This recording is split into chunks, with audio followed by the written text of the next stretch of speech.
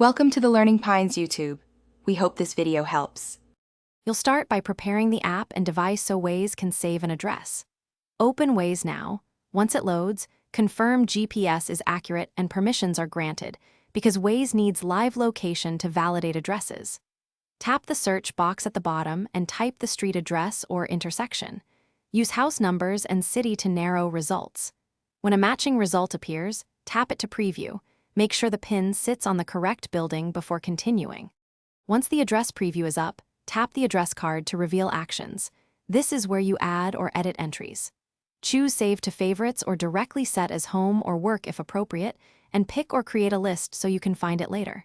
You can rename the label or change the icon to clarify its purpose. Make sure the saved location matches the pin. If not, use Edit to drag the pin or correct the house number, because accuracy matters for routing.